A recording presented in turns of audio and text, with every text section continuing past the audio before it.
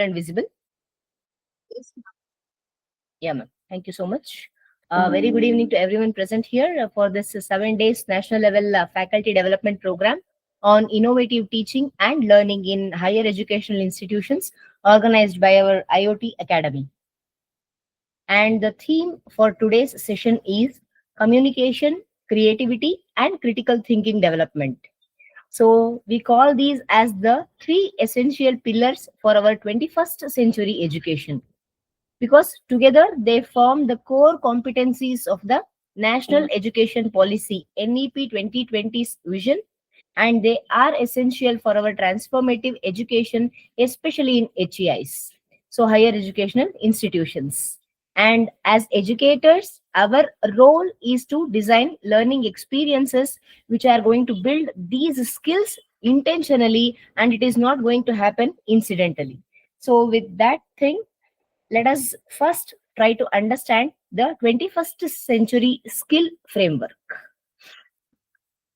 So, when we speak about the world of education and work demands, we see there is something known as soft plus cognitive as well as digital skills.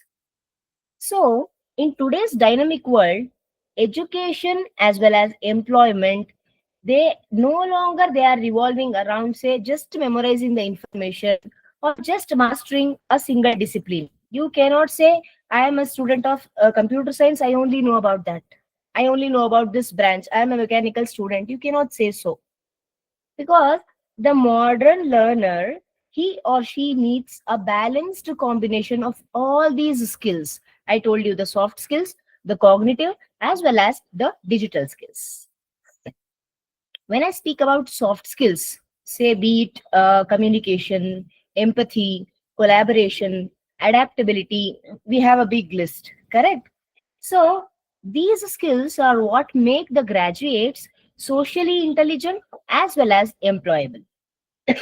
Then, when we speak about cognitive skills, be it reasoning, analytical thinking, or even problem solving, it helps them to interpret those complex situations and one can make some sound, proper decisions. Now, digital skills. So, we need to know about data literacy, we need to know how to collaborate online. Suppose if I do not know how to get into this Google Meet, what to do? I do not have familiarity with AI, or I do not know anything about the emerging technologies. So, I'm telling you that digital skills are very much important. Knowing all these, having familiarity with such kind of skills, with such kind of technologies, it makes sure that the learners, we all stay relevant, especially in a technology driven environment. So, in fact, I remember a 2024 LinkedIn Workplace Learning Report. It also noted that 92% of employers, they prioritize human plus digital skill integration. They do not want just the pure technical expertise. Okay, I repeat, according to 2024 LinkedIn Workplace Learning Report, it says that 92% of employers, they want your human and digital skills integration. They just do not want your hard skills. Okay. So, as educators, our classrooms must evolve to nurture this trio of capabilities rather than just focusing solely on the just textbook content. Okay. Next, these three C's. What are these three C's, respected audience, we are speaking about?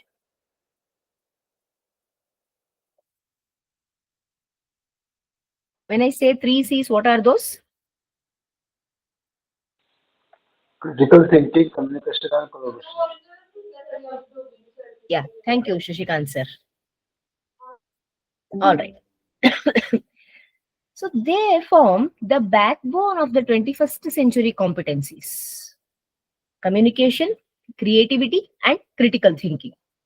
So they are not just buzzwords, but they represent the very competencies our graduates need to navigate the complexity. So, respected participants, can somebody let us know what is the concept of these three C's? First, let us start communication. Can somebody let us know what is communication, especially in this 21st century? You can just unmute yourselves or you can type it in the chat box.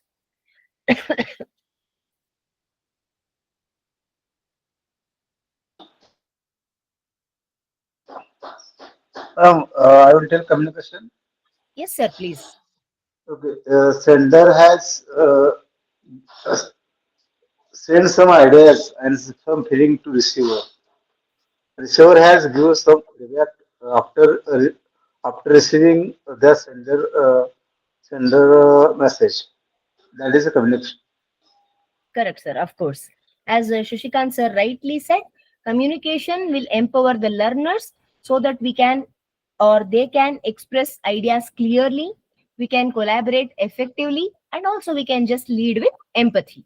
Then coming to creativity, can somebody let us know what is creativity?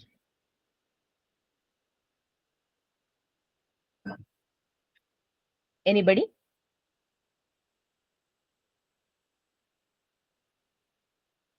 Because I just told you these three C's they form the backbone of our 21st century competencies.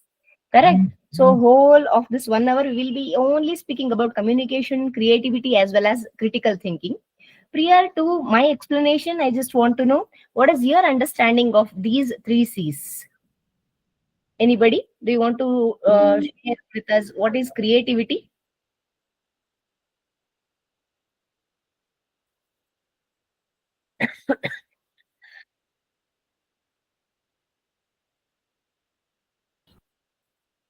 Anybody?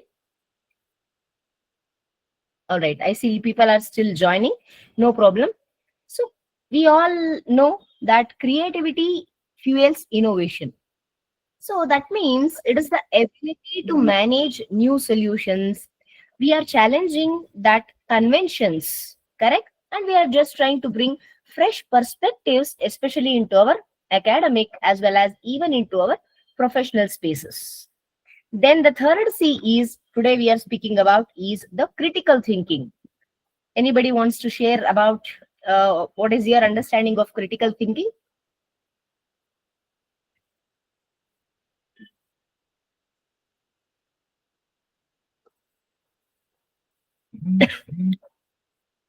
What is the critical thinking? Madam, just tell me critical thinking means, madam, any problems are known and that problems how to solve. Somebody cannot be solve the problem, but they would try how to solve the problems. Previously not solved that problem. So just try for this solving the problems. What are solution about that solving the problems? That is, I think,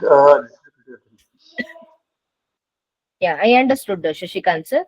Just to add a few lines to that, critical thinking it enables learners so that we can evaluate the evidence, we can make informed judgments, also we can approach the problems logically.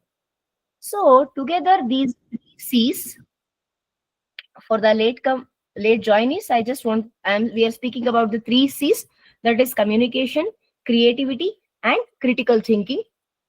So these three C's they build the foundation for innovation, for lifelong learning, as well as for our professional adaptability. Now, as faculty, our role is to design the teaching experiences that move just beyond information delivery. All right. So we have to encourage our students. We should allow them to question, connect, and create. Okay. See, globally, education bodies they have created guiding frameworks so that it helps the teachers to prepare their students for the demands of this 21st century. Now, two of the most influential among these are P21 framework, that is Partnership for 21st Century Learning, which is developed in the US, United States, and the UNESCO's Future of Education report, that is United Nations Educational, Scientific, and Cultural Organizations Future of Education report. So, and this report was released in 2022. Is anybody aware of this P21 framework? Anybody? Have you ever come across this P21 framework? You can see it in the point number 3. Can I at least have a yes or no? Quickly, you can just No think. idea, madam. No No problem. idea. No problem. What about others? Do you know what the UNESCO's Future of Education report says? Others? Are we aware of the point number 3, the frameworks which are supporting our 3 C's?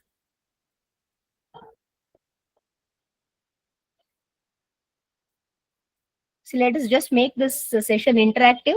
You can at least say, give me an answer yes or no, so that I'll get a better idea.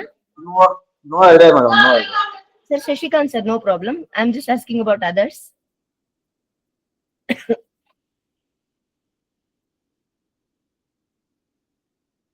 All right. When we speak about these both frameworks, they provide us the structured directions of how modern education should evolve and what skills learners must develop so that everybody can succeed in this rapidly changing world. At first, when I speak about the P21 framework, it focuses on building 4 essential competencies that is known as 4 C's. Okay. But today we are just speaking about 3 C's. That is our today's topic. That is creativity, communication, and critical thinking. But this P21 framework, Partnership for 21st Century Learning, that is developed in US, excuse me, it gives us 4 essential competencies known as 4 C's. That is communication, collaboration, critical thinking, as well as creativity. Okay. So these they just go beyond traditional academic knowledge, and also it equips our students with the mindset as well as abilities which are needed for handling the real life situations, or they can have some workplace success, or as Shashikant sir was rightly pointing out, problem solving. Okay, that is all about the P21 framework. Then on the other hand, we have UNESCO's Future of Education report. So this is calling for a shift from rote memorization to transformative learning. It's here, this report is emphasizing the humanistic values, ethical reasoning, empathy. It is telling us also the ability to respond to global challenges, be it climate change, or we are witnessing the technological disruptions, or even social inequality. Okay. Now, for us as educators, these frameworks they act as the guiding lights. Means it is again reminding us that teaching today is not just about covering the syllabus, okay, but it is preparing our learners for the future. See, by integrating the 4 C's, okay, from the P21 framework and also embracing the UNESCO's call for say creativity, ethics, global citizenship, we can align our classrooms with an international movement towards purposeful and future ready education. That is the point. So ultimately, this approach it helps to shape the students in. We can make our students into adaptable, thoughtful, as well as innovative individuals, so that even our students, our learners can contribute meaningfully to our community, to our society. Next, what is the outcome? See, ultimately, this framework it aims to produce graduates who are thinkers, who are communicators, as well as innovators. Because we just do not want those passive or unreceptive or inactive recipients of information. Do we want such kind of students in our class? No, not at all. Correct.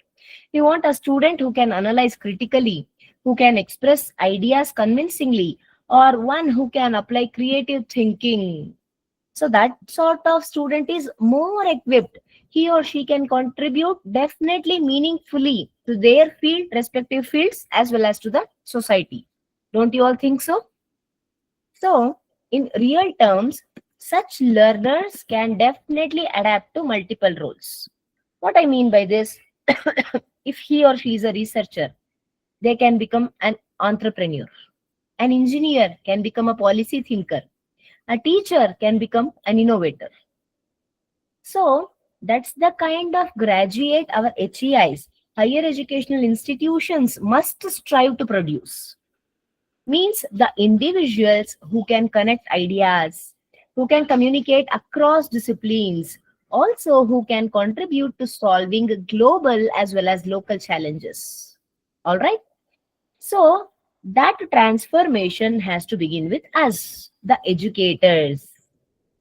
We have to consciously embed our three C's in every part of our curriculum, as well as in every part of our classroom practice. So, the 21st century skill framework, it is reminding us that education today is not about producing just the degree holders. We do not want them. It is all about nurturing the lifelong learners who can think critically, who can create something boldly, all right? Plus, who can communicate effectively. Okay? So, am I too fast? Is my pace okay, audience?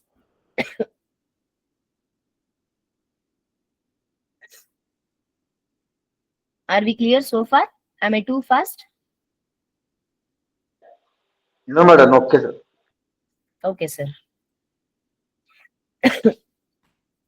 Now, amongst our three C's, let us start with our first C. Let us get more deeper into this. How to master communication so that we can elevate the learning outcomes. First, coming to the benefits. It enables effective idea exchange, understanding, and collaboration. See, communication is the very heartbeat of the teaching learning process. Correct. Whatever I am trying to tell you, if you are in the learner position, if you are not able to understand, or what learner needs if I am not able to understand, so the communication itself is useless. There is no purpose at all. Correct. Now, in higher education, when I say communication, it is not just about speaking or writing, but we have to create some meaningful exchange of ideas that is between the educators and learners. See, effective communication, if you have that as teachers, it allows you to share the concepts clearly. Plus, you can also understand the perspectives of the learners. Correct? So, it also builds collaboration in the classrooms, or whether you are in any research teams, or suppose if you are undertaking some interdisciplinary projects. Say, for example, as a faculty member, if you try to facilitate some open discussion rather than having some one way lecturing, definitely it is going to help your students. They can articulate their ideas, they can formulate their ideas, they can also engage critically with their other classmates. Don't you think so? Now, this exchange of ideas, whatever is happening in your classroom, it will transform your whole class from just a space of instruction to a space of interaction. So, don't you think that this is what is essential for deeper learning as well as for innovation? Yes? All right. Then, strong communication skills. When we speak about that, it is not just about some having some fluency or pronunciation, grammar. It's not just that. Strong communication skills should go far beyond fluency. They shape the emotional intelligence of our learners. Okay.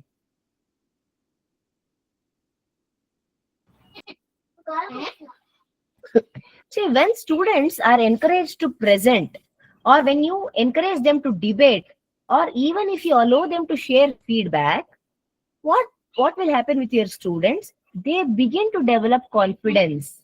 They start expressing their ideas. Okay. So equally important is the effective communication, which will be nurturing empathy. Empathy is nothing but the ability to listen to others. You respect the diverse opinions of all your students. Plus, you respond thoughtfully. So over time, what is happening? These traits naturally they evolve into leadership qualities also.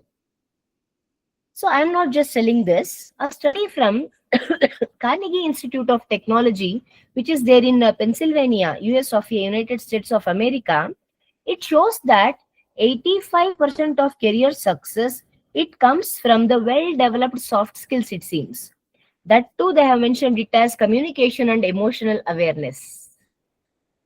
So for educators, this means say fostering a learning environment where students they also feel yes we are being heard, I am valued as a student, I am empowered. Correct. So see, because every confident and empathetic communicator they have the potential, they can definitely grow into a strong and an inspiring leader. Don't you all think so? Yes. Then communication today it exists in multiple forms.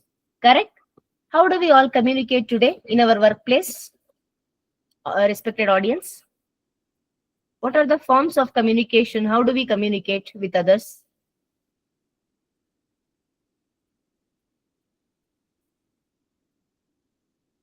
Anybody? Madam, written or verbally or non-verbally or visually or any other phone calling or any WhatsApp messages are there. In a social media are easy. You communicate to others my feelings and some expressions shared to others using this various social media like WhatsApp, Facebook, etc. Or verbally directly communicate to others using speaking something. Correct, correct. Okay. So as Sir was telling, communication today it exists in multiple forms.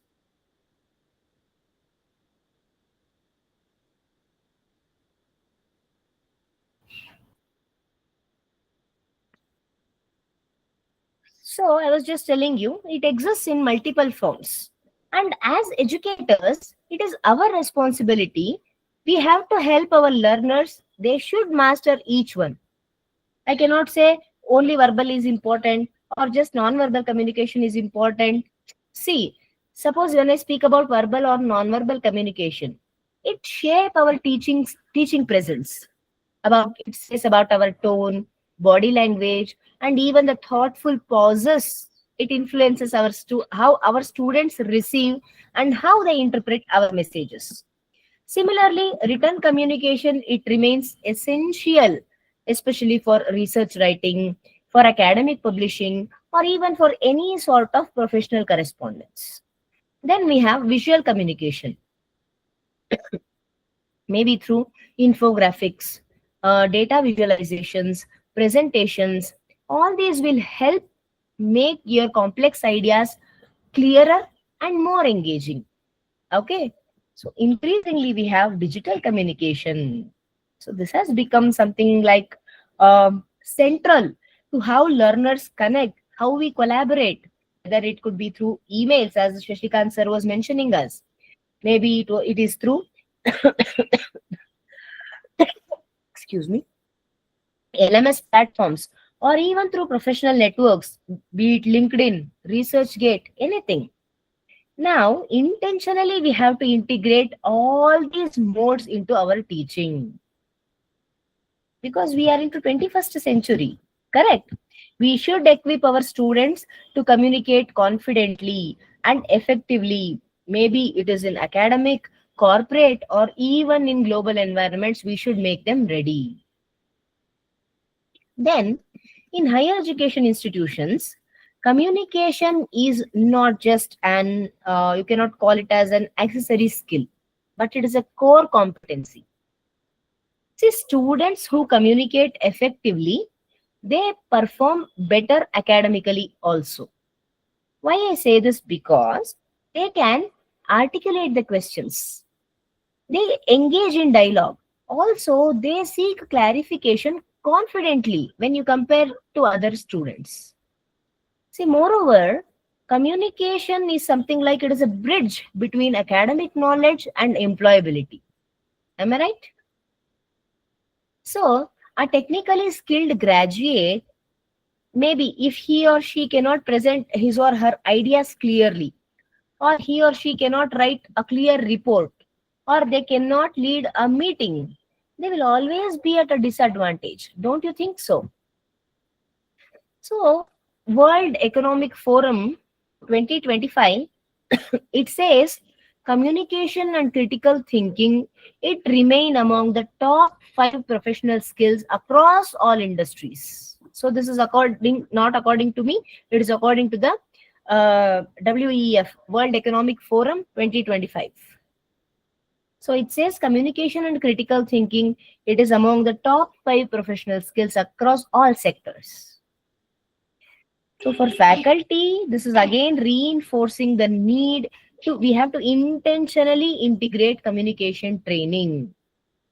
How can we do this? Yes, I know you'll ask me the next question. Especially through our classroom dialogue, we have to allow for the peer presentations, ask them to go ahead with reflective writing, as well as we can have the feedback loops. So wherever, whichever course you are teaching, we have to integrate all such kind of things. How? Let us see that in detail.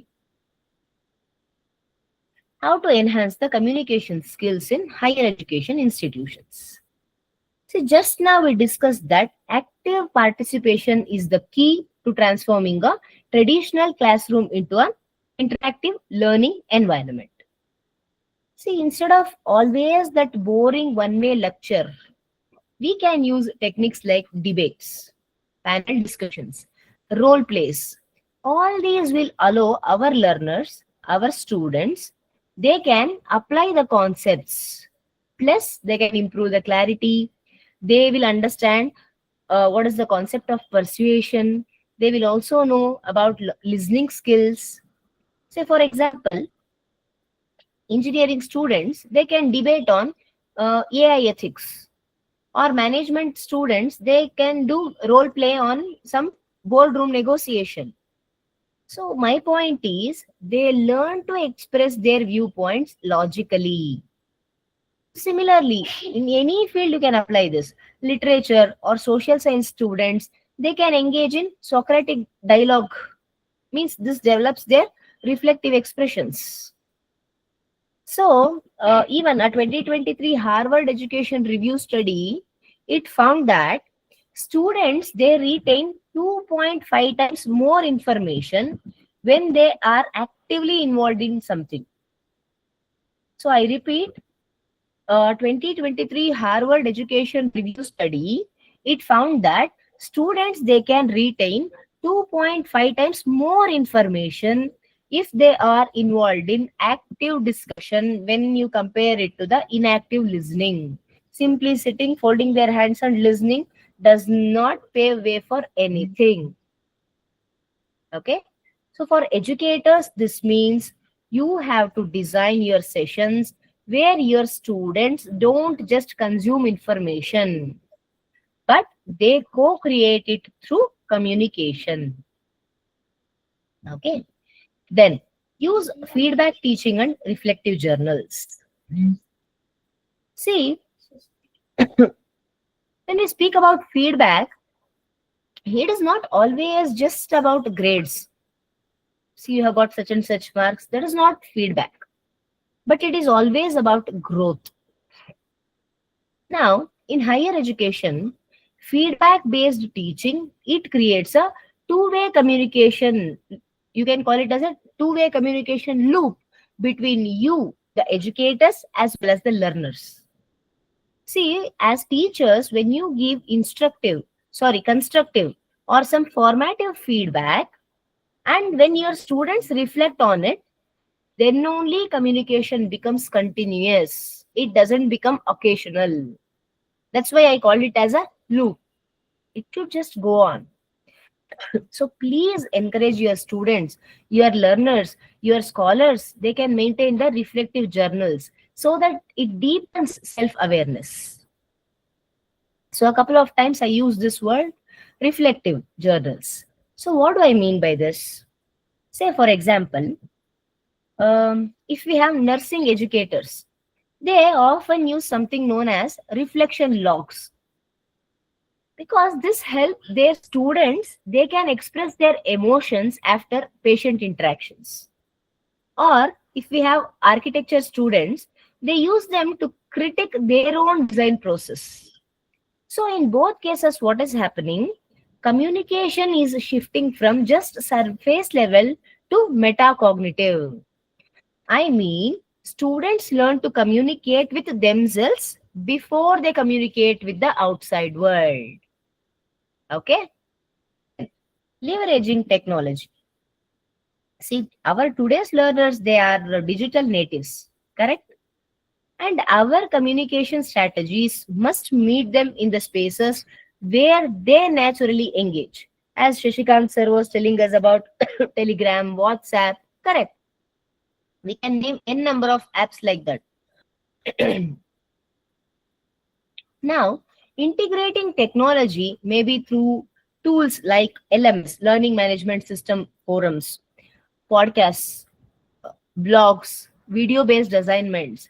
All these are not just going to strengthen our students' digital communication skills, but it also expands the ways they can express their understanding. Suppose if you are a science faculty, you can assign those short explain your concept podcast. This might promote clarity, or it can give your students some conceptual articulation. Correct?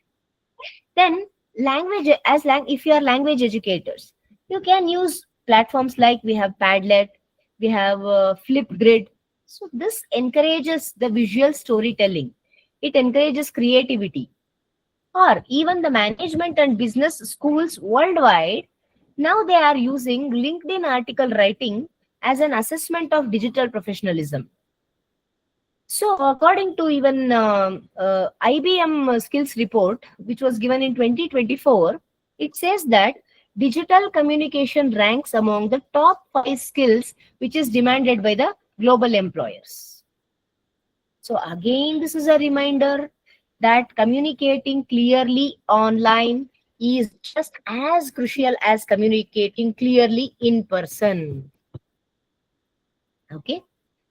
So, for us as faculty, say integrating the tech enabled communication, it is never going to replace traditional teaching, don't worry about it, but it enhances and it connects learning to the real world. That was my point. Then communication, it also thrives when ideas, it crosses the boundaries, means you have to encourage cross disciplinary collaboration. You allow your students from different domains, let them work together. This is going to build their adaptability and clarity. If you are in chemistry department, do not just hold your students only to get connected with your department students. Let them go, let them speak with literature students, let them get connected with mathematics students. Okay? So just imagine if you have an environmental studies group, say they are working with some data science students to analyze pollution data, or if you have some media students, they are collaborating with psychology majors maybe on some digital behavior patterns. So these experiences, it definitely demands clear communication between people who speak different academic languages. See, even leading institutions like IIT Bombay's, they it has its interdisciplinary research center. It shows that cross excuse me. Yeah, I was speaking about IIT Bombay's interdisciplinary research center. It has shown that cross-domain projects, it not only increases innovation, but also it improves collaborative communication confidence by 40%, it seems. So this is according to a report from Institutional Innovation Report 2023. Now, so I urge you that you please start preparing your students for the complexity of real world teamwork like this. Okay? Are we clear so far? Respected participants, are we clear so far? Yes, madam. Okay, sir.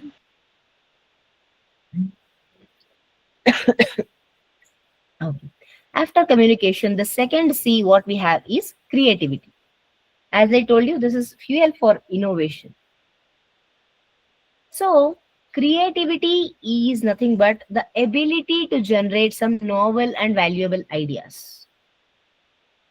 So, at its core, creativity is not just about being artistic. When we tell about that, when we just think about creativity, we just go there, being artistic.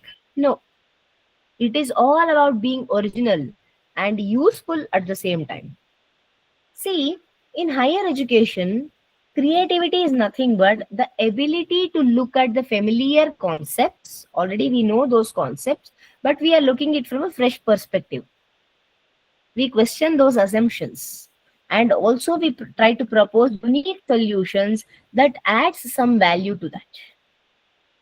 So a British author and speaker, Sir Ken Robinson, he once famously said that creativity is as important in education as literacy. And that's true more than ever today. Correct? Whether it is a student who is designing a new algorithm or proposing some social innovation model or trying to write an interdisciplinary research paper. Correct? So, a 2024 IBM Global CEO study, it also found that creativity tops the list of leadership qualities which are sought in professionals worldwide. It is at the top. Now, again, for faculty, this is reminding us creativity is not a luxury, it is a necessity that powers innovation, research, as well as lifelong learning. Okay. Now, creativity flourishes when learners are given the freedom to connect ideas across disciplines and you allow them to experiment without the fear of being wrong. See, it is something like this. You are nurturing that powerful what if mindset. You allow them. Suppose if you have engineering students, they might blend physics with sustainability so that they can design some energy efficient drones. Why not? Correct? So, um, some psychology and computer science learners they can collaborate so that they can develop some mental health chatbots. Yeah, I'm speaking about creativity after all. See, inside the classroom, so this can translate into activities where students they can create prototypes, they can be visual, they can have visual narratives or some research driven social campaigns also. So we all know about Stanford University. So its renowned D School, Design Thinking Lab, it integrates technology, art, and even human-centered design. So their philosophy is simple, and it is definitely a powerful real-world example what we have. Learning deepens when students start exploring, when they iterate, and when they experiment. This is their philosophy. Why can't we adapt in our institutions the same thing? So, as educators, when we celebrate curiosity instead of near correctness, always you do not want your students to be correct. No, please allow them to be more curious. Then only we can shift the classroom from content delivery to concept discovery. Okay, and that is where true creative learning begins. All right. Then, in higher education, creativity is the real engine that drives research and innovation. See, every breakthrough, whether it is a new hypothesis, a methodology, or a theory, everything starts with a creative question. Take CRISPR gene editing. For example, why this emerged? Because scientists looked at how bacteria defend themselves and creatively reimagined that mechanism for medical research.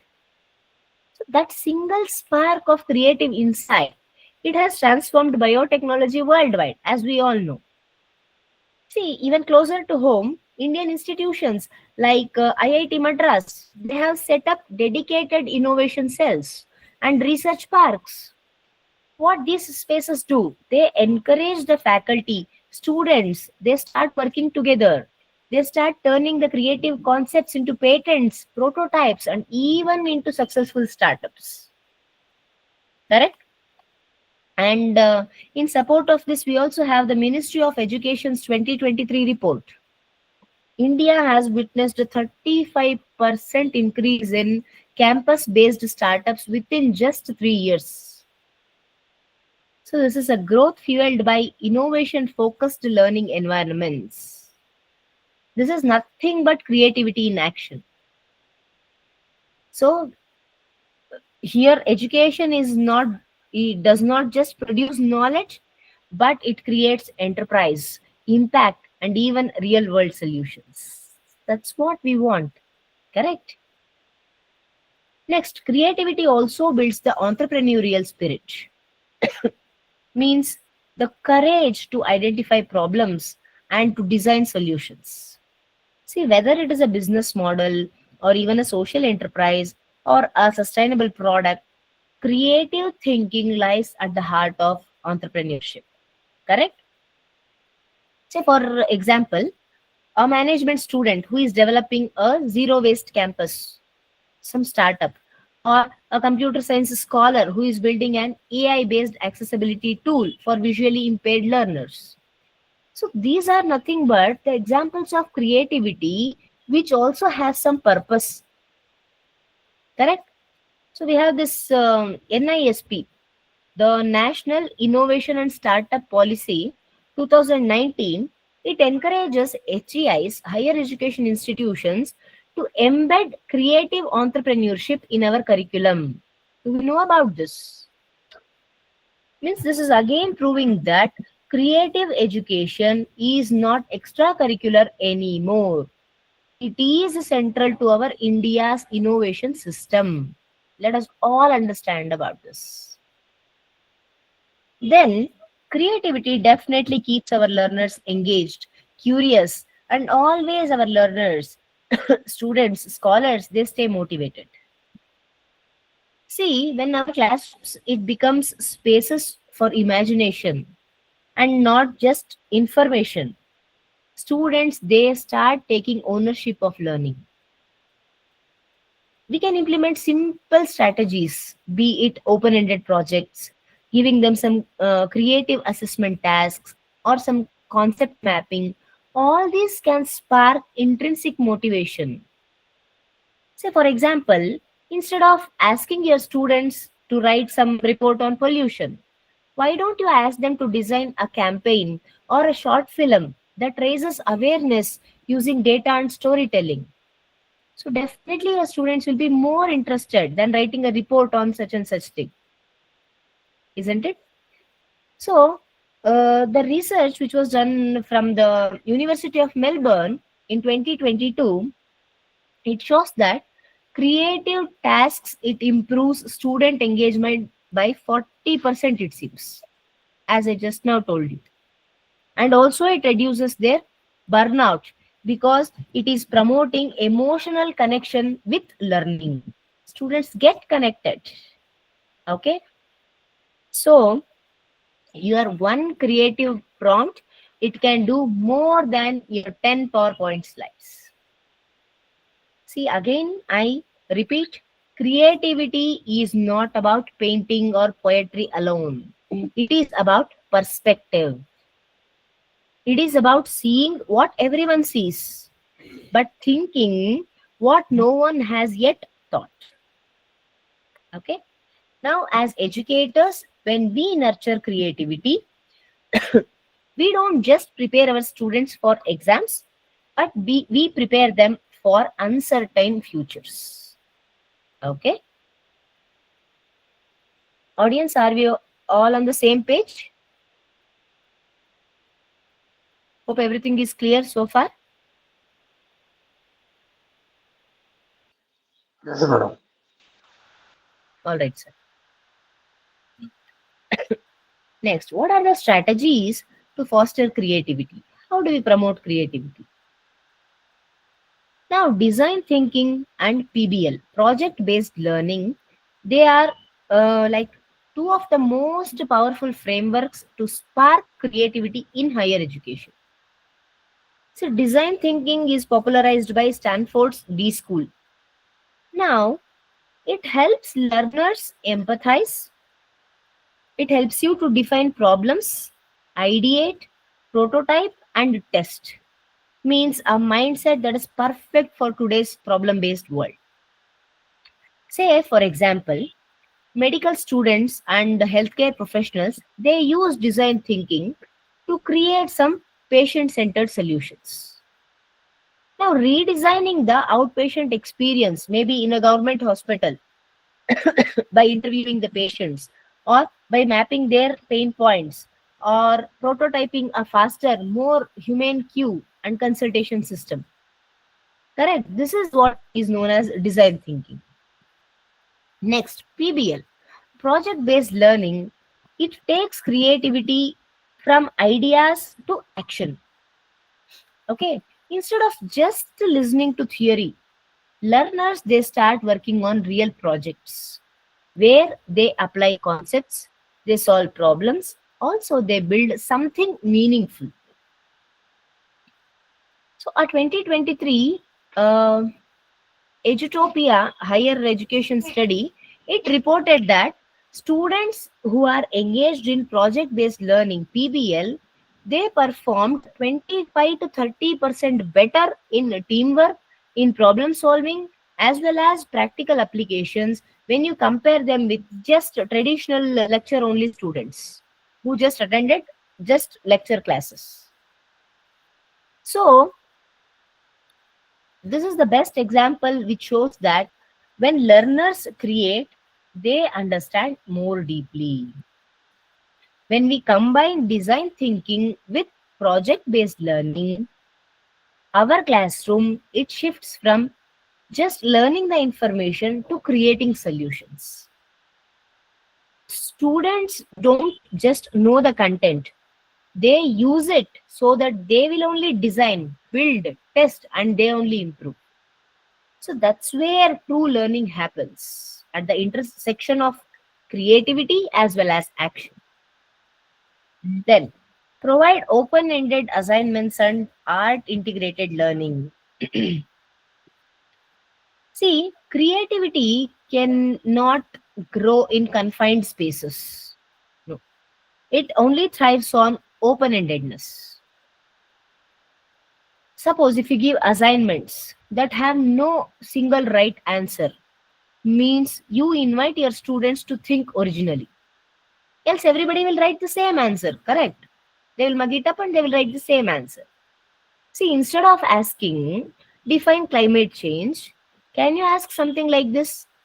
Design a community campaign that visualizes the impact of climate change in your city. This also aligns with our India's NEP 2020 because it encourages art integrated and multidisciplinary learning. Say, for example, physics students creating some visual art to represent the wave patterns. Or if we have our literature students who can use podcasts to reinterpret their classical poems. Why not? Even in management education, art based activities, maybe something like visual business storytelling or improvisational theaters, they are increasingly being used only to enhance creativity and empathy. See, the idea is simple. When our students, they connect logic with imagination, learning is becoming not just memorable but meaningful. Okay?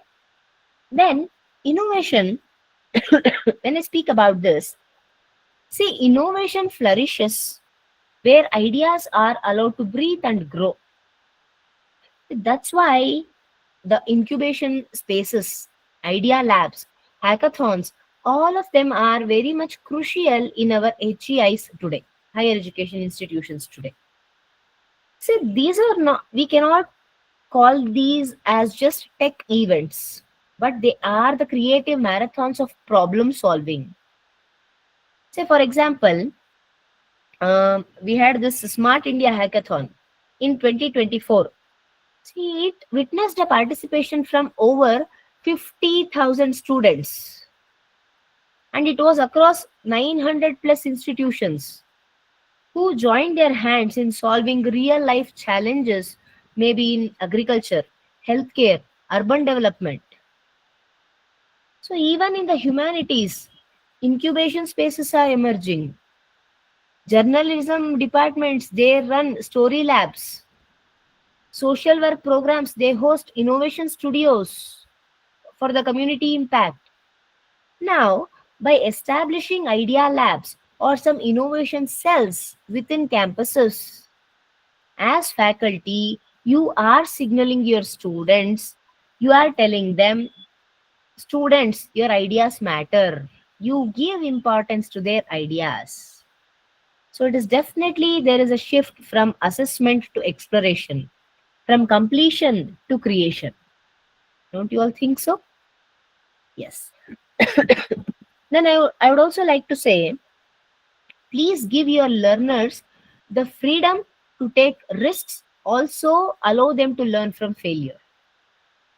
See, creativity grows when students are not afraid of making mistakes. See, what happens in many classrooms, unfortunately, failure is always seen as something bad. Correct? Even today. So, see, let us understand real innovation always involves trial and error. Correct. In India also, we see this clearly. We know about Zero, the company. It started small. It faced many setbacks before becoming India's largest trading platform. We know about Paperboat. They experimented with recipes and branding many times before their drinks became popular, isn't it? So many college startups, even in IITs, IIMs, they go through multiple failed prototypes before they get one successful product. This is also happening in IITs and IIMs. Let us please understand. Now, as educators, let us reward the effort and experimentation of our students. Let us not just concentrate only on the final answer of our students. Okay. See, critical thinking becomes the foundation for decision making. Now, critical thinking means questioning the information, not just accepting however it is. It is the ability to ask, how do I know this is true? See, because I cannot believe if something is said or written by somebody or even from my teachers. Correct. See, in a science class,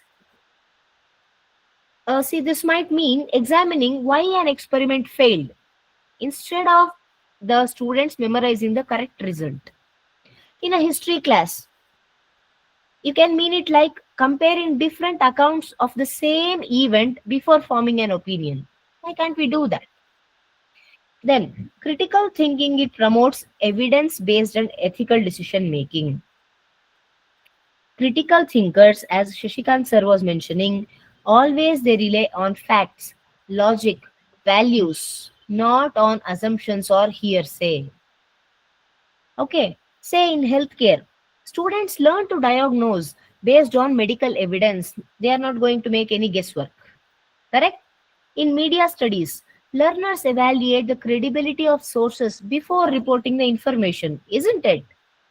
Even in AI, artificial intelligence, and computer science, students must consider the ethical impact of algorithms, not just their technical accuracy. Hope you're getting my point. Then it also prepares the learners to solve complex real world problems. For today's challenges, we do not have any ready made answers. Say, for example, how do we tackle India's air pollution? So, India's air pollution, to tackle that particular problem, we require scientists, we require urban planners, we also want public administrators to, because we need all of them to critically think about data, about the causes, about the policy choices, what works, what doesn't. Correct. Say in agriculture, experts who are analyzing the soil, rainfall, crop patterns, they must question, they must interpret data before recommending any sort of solutions. Isn't it? Then it builds lifelong learners who think independently. When students learn to question, reflect, and reason, they automatically become self directed learners. So, in design fields, this means evaluating the feedback and improving the ideas instead of just relying on others to tell them what to do. Somebody has to come and tell me what should be done. For example, in law, it means forming logical arguments based on evidence. It is not based on my personal bias. Understanding? So, critical thinking teaches our students how to think, not what to think. So, critical thinking, it turns information into insight. Now, when educators encourage questions, if you encourage questions, evidence, ethics, reflection, that means you are not just teaching lessons, you are shaping responsible and independent thinkers for the future. Okay, next. Now, what are the pedagogical strategies for critical thinking? How do we promote this? Use questions and real cases to make students think deeply. See, critical thinking begins when we stop giving ready made answers. Let us not give that. Let us start asking the right questions. Is anybody aware of the concept of Socratic questioning, audience? It is there in the first point. What is Socratic questioning? No, madam. No, madam. Okay, no problem, sir. What about others? Have you come across this concept, Socratic questioning, participants? Yes, yes, madam. Good evening, madam. This is Dr. Shamshad Begum Yes, from ma'am. Manu University. Okay. So, Aristotle, Socrates, at their time, people were not allowed for innovation. Now we are in a period where we have some, uh, we are lucky to have innovation, discovery, and all which can be done. And critical asking questions, critical analysis, everything is allowed. Then it was not allowed. If people discovered something, they were either punished or it would become fatal. But at those times, Socrates asked questions for so many discoveries and all that. So his type of questioning, recently I read Socratic Stoic questioning or something it is called, I think, STOIC. Okay. I think you will tell much better. This is what little knowledge I have about this. Thank you, ma'am, for the Oh, opportunity. no, no problem. Thank you for those inputs. So, yeah, uh, yeah, as Dr. Shamshad Begum ma'am was trying to tell us, see, in simple words, uh, Socratic questioning means you teach by asking questions instead of giving answers. You start asking your students, why do you think that? What evidence supports your idea? Could there be another explanation? What happens if we look at it differently from this sort of perspective? See, when I say this, the goal is not to confuse the learner, but to help your students to analyze, to reflect, and also you are allowing your students to discover the answer on their own. Why this should take place? Because it develops clarity, reasoning. Also, you are giving your students lot of confidence. So this helps your students to explore ideas instead of just memorizing whatever my teacher has told me. Correct? Say, suppose in law or in philosophy class, this is going to help the learners to unpack the ethical dilemmas. In science, say asking the questions, it pushes the students to understand why an experiment worked or why it failed. Or in management or in education, it helps the students to examine assumptions before taking any sort of decisions. So, along with questioning, say case based learning makes the students to think through the real life examples, like the medical students diagnosing a patient case or business students analyzing a company crisis. So these methods they turn just passive inactive learning into active reasoning. All right, then it encourages problem solving and peer feedback. See, critical thinking it grows when your students actually work on meaningful problems. See, problem solving workshops, whether it is in engineering, literature, social sciences, it will give your students a chance, excuse me,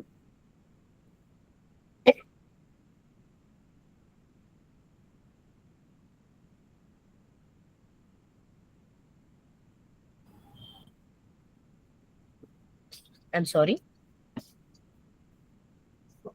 I was just trying to tell you, it should allow your students to work on some meaningful problems, be it any field. So it will be, that means you are giving your students a chance so that they can explore some issues, they can discuss the ideas. Also, the educator as well as the learner, you can build solutions together. See, when the learners, when they present their ideas to their classmates, they start getting some constructive feedback. They learn to defend their reasoning, or they also start considering others' viewpoints. Correct? Yes, this might, there is a plan B, there is a plan C. I can also do it in this way. Your students start thinking that way. Then peer evaluation is something like it is powerful. I say this because students start recognizing what makes an argument strong or weak, and they refine their own thinking in this particular process. Then teach students to interpret data and reflect on their thinking. See, good thinking is always grounded in evidence. So when students, when they learn to interpret graphs, reports, or even the real world data, they start forming conclusions based on facts, not just on assumptions. And we do not want that also.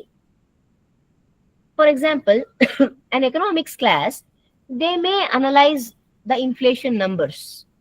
Or say psychology students, they can interpret behavioral data.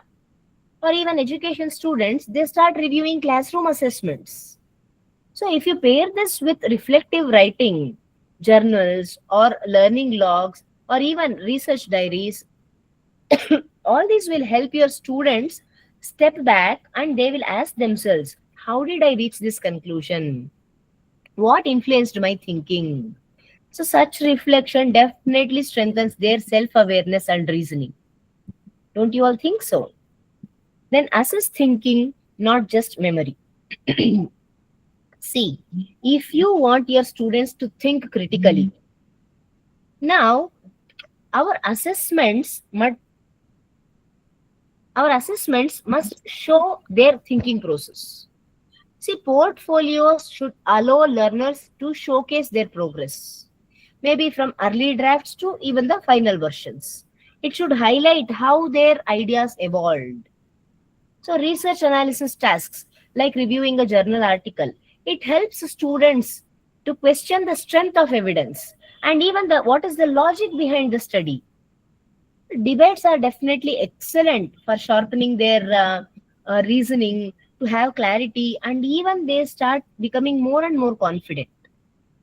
See, whether students they are debating on technology ethics or environmental policy or even on literary, when they are making literary interpretations, they learn to build arguments and They know to respond thoughtfully. So, please understand, critical thinking does not grow through lectures alone. It grows through questioning, discussing, analyzing, and even reflecting. Now, when educators, you start designing the learning that makes your students think, we are not just teaching a subject, but we are shaping thoughtful, responsible, and independent minds. All right?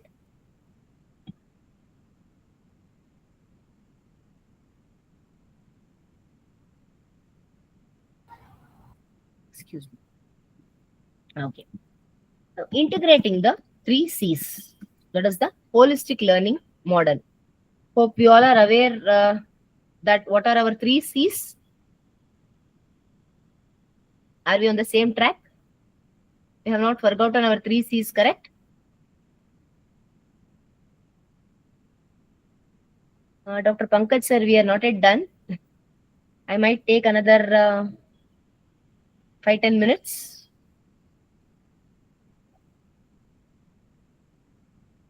Are we aware of the three C's? What we started with, audience?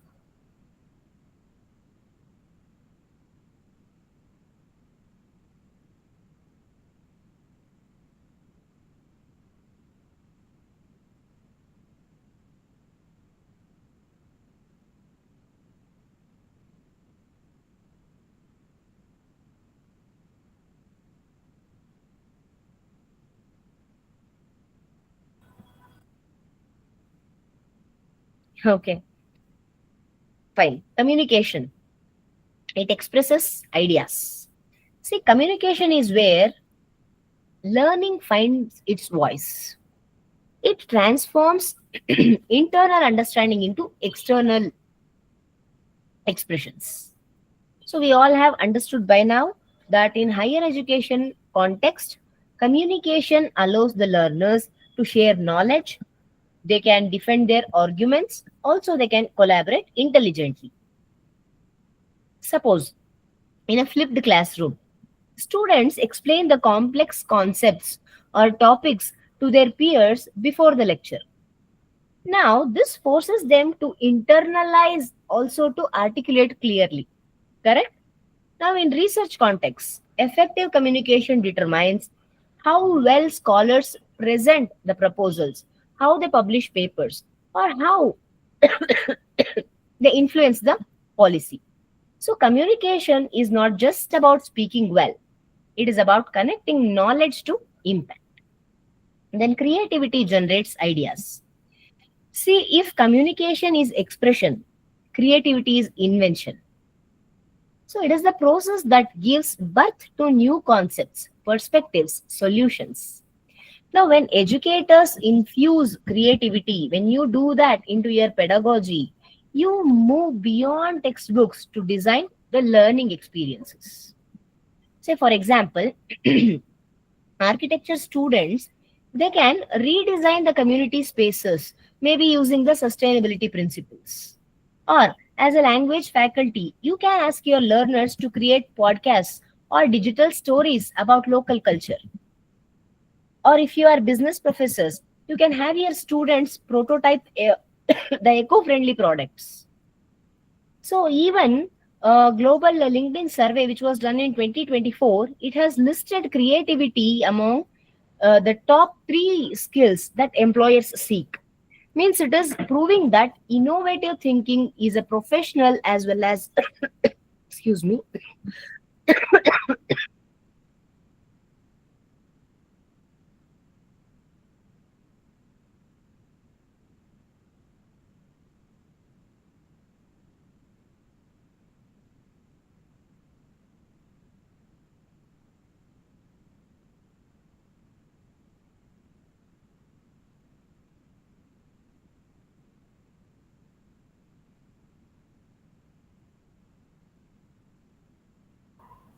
I'm extremely sorry.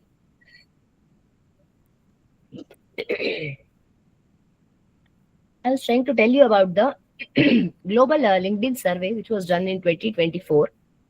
So it says that creativity is among the top three skills which employers seek worldwide.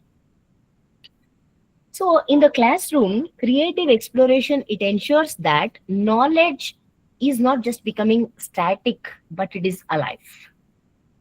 Then, critical thinking evaluates ideas. See, critical thinking acts as the filter as well as the compass of this 3C model. It ensures that what we communicate and create is logical, it is ethical, as well as it is evidence based. So it is what helps a data science student to question algorithmic bias.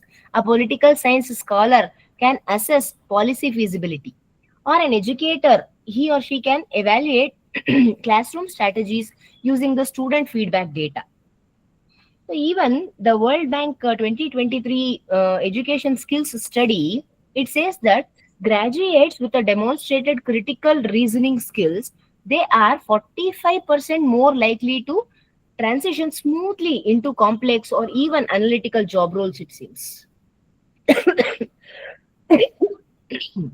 So in short, I would like to say critical thinking makes knowledge trustworthy. It refines creativity and it grounds communication in truth. So together they lead to innovation and collaboration. When the three C's they work in synergy, the result is a culture of innovation. See, because communication enables collaboration, creativity generates new solutions, and critical thinking ensures these solutions are viable. So just consider how global challenges, maybe sustainable development or artificial intelligence ethics, they just demand interdisciplinary teamwork. That's why we need engineers, we need designers, policy makers, educators, everybody working together. I remember the Atal Innovation Mission, the Niti Aayog 2024, National Institution for Transforming India. It attributes much of its success to this 3C synergy, promoting the projects that combine design thinking, problem solving, communication across domains. So, the ideal higher education graduate is not just knowledgeable but analytical and expressive. Someone who can think deeply and can convey ideas convincingly. Just imagine an agriculture student who is trying to understand why a particular village is facing repeated crop loss. Just an example. First, they use critical thinking. They study the soil reports, they look at the rainfall patterns, and they analyze where things are going wrong. Then comes creativity.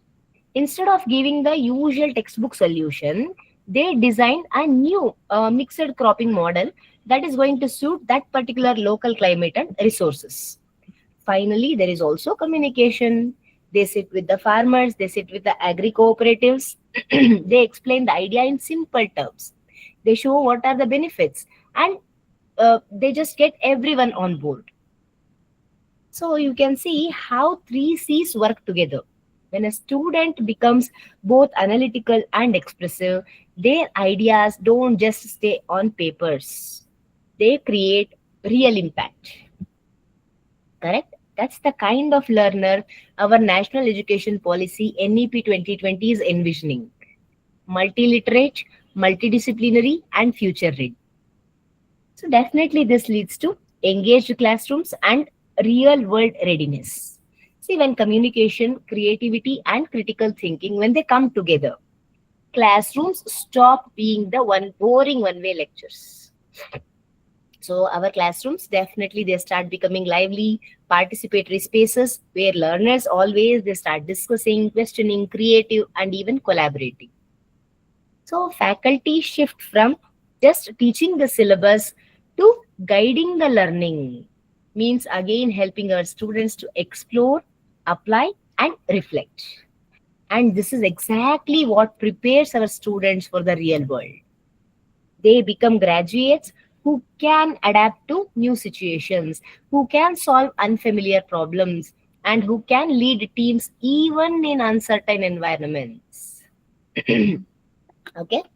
So, the OECD, the Organization for Economic Cooperation and Development, in its Learning Compass 2030, it calls this as a transformative competence. It simply means the ability to use what you know, not just to pass the exam, okay, but to make responsible, meaningful decisions in real life. In short, I say that knowledge plus these three C's is equal to your students who are ready for jobs, society, and future challenges.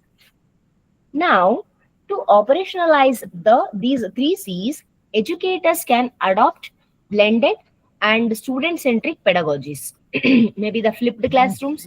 It makes learners responsible for pre-class content engagement, and there will be some free time for the in-class time. They can have you can have dialogues, debates, and the room is open for creativity.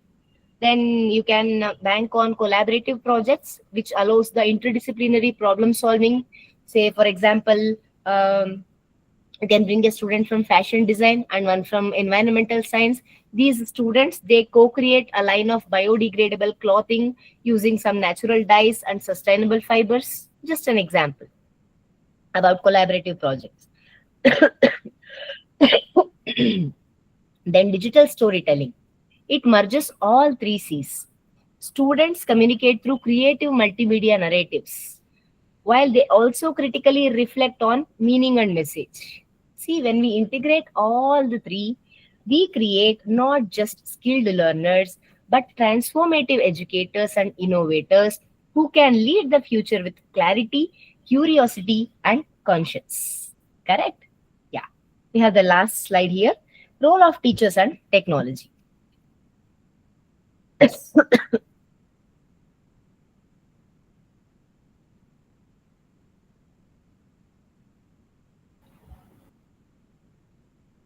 See, gone are the days when teachers were mere transmitters of knowledge. Today, as educators, you are the designers of learning experiences. See, a 21st century teacher, as a 21st century teacher, you wear many hats. You are a facilitator, mentor, motivator, lifelong learner, whatnot. So, in this era of information abundance, students can definitely Google the content, correct? But they cannot Google wisdom. They cannot Google empathy or guidance. So that's where you step in as educators. You give your helping hand to the learners to connect the dots, to challenge the assumptions, and grow with purpose. We all know about Finland's education system, which is ranked among the best globally, correct? It trains teachers not to just teach the subjects, but it allows them to facilitate thinking and inquiry. Similarly, India's NEP 2020 also redefines teachers as co-creators of knowledge ecosystems. So the teacher's role has shifted from being the sage on the stage to the guide by the side.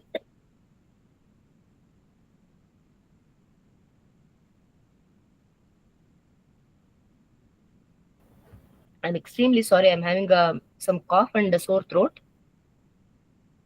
Then, technology as an enabler. So, technology does not replace the teacher, it amplifies your impact. See, when we use it mindfully, it becomes the bridge between innovation and inclusion.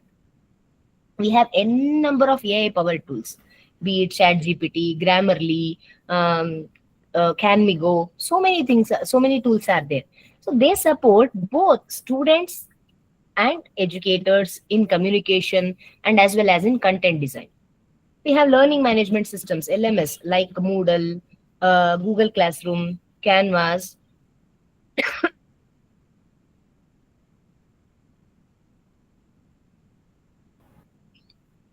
So these LMS, they make learning more organized. It makes learning more transparent as well as data driven. So for example, the universities in Singapore also, they have also begun to use AI analytics in LMS dashboards so that they can identify at risk students very early, at the very early stage. So this is definitely improving the retention rates by over 25%, it seems. So that's not replacing teachers, that is empowering them. Then we have gamification. It makes our learning uh, more interactive and joyful. It is turning lessons into experiences rather than tasks. Say, for example, medical students in AIIMS, Delhi, now they use virtual dissection labs instead of the cadavers to explore anatomy in 3D. Engineering colleges, they use simulations, AR based labs, augmented reality based labs for their machine design, for their circuit analysis. Means they are making the theoretical concepts into tangible. So there are n number of gamified tools like Kahoot, Nearpod, Quizzes. To name, we have the list just goes on. So they increase the student engagement by up to 40%. Okay. See, across disciplines, be it literature, maybe through the digital storytelling, science through VR experiments, virtual reality experiments, or management through business simulations, technology is helping educators to make learning become alive and adaptive. Then, professional development for teachers enhances their capacity to teach three C's effectively. See, teaching the three C's, communication, creativity, and critical thinking, is not automatic. It demands continuous professional upskilling. Some faculty development programs like this, they are essential spaces where teachers start reflecting, reimagining, and redesigning our teaching approaches. Correct?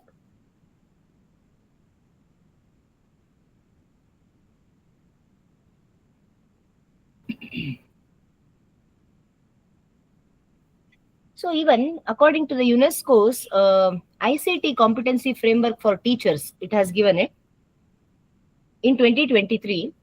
Educators who are trained in digital pedagogy, they are twice as likely to integrate critical thinking and creative learning activities into their courses, it seems. Okay. So even the University of Melbourne, it has an initiative known as Teaching for Tomorrow. The university, it trains professors to embed these three C's across their curriculum design. This is resulting a 30% rise in their student engagement scores, it seems. So likewise, in India, our UGC's faculty induction refresher programs, they are now focusing on digital literacy, design thinking, and even blended teaching.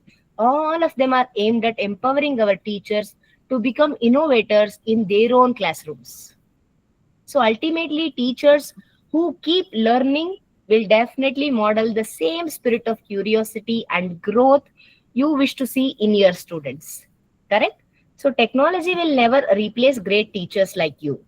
But in the hands of great teachers, technology can create transformative learning, is what I would like to say. Yeah.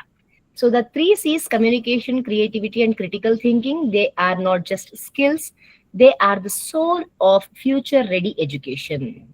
Because communication builds collaboration and empathy, creativity drives innovation and curiosity, critical thinking ensures sound judgment and lifelong learning. So together they form the heart of transformative teaching, especially in higher education. Because learners here don't just earn degrees, but they develop the mindset to shape a better world. See, as the saying goes, educators must teach students how to think, not what to think. And that is the true power of the three C's in our classrooms. Okay? Yes, I'm extremely sorry. I had some cough.